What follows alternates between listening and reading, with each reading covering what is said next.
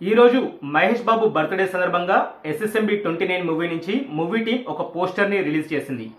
ఈ పోస్టర్ని కనుక మనం గమనిస్తే మహేష్ బాబు తన మెడలో కరంగలి మాల ధరించాడు. ఆ కరంగలి మాలకి పైన శివుడు ధరించే అడ్డబొట్లు, దాని కింద త్రిశూలం, దాని కింద డమరుకం, దాని కింద నందీశ్వరుడు, దాని కింద రుద్రాక్ష ఉన్నాయి. ఇవన్నీ కూడా శివుడిని రిప్రజెంట్ చేసేవి.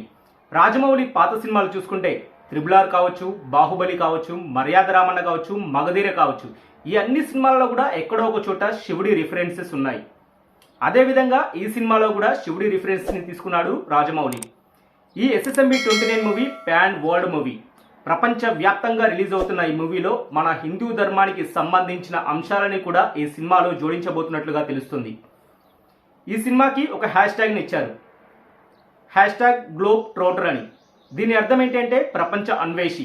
ఈ సినిమాలో మహేష్ బాబు ఈ ప్రపంచం మొత్తం కూడా దేని గురించో అన్వేషిస్తున్న పాత్రలో నటిస్తున్నట్లుగా తెలుస్తుంది. దానికి శివుడి అంశాలను జోడిస్తున్నాడేమో అని నా దగ్గర చిన్న ఒక అనుమానం. మరి దీని గురించి మీరేమనుకుంటున్నారో కింద కామెంట్ సెక్షన్లో కామెంట్ చేయండి. అంతేకాకుండా ఈ సినిమా గురించి నవంబర్లో ఒక పెద్ద అప్డేట్ రానుంది అని చెప్పేసి రాజమౌళి ఒక ట్వీట్ చేశాడు.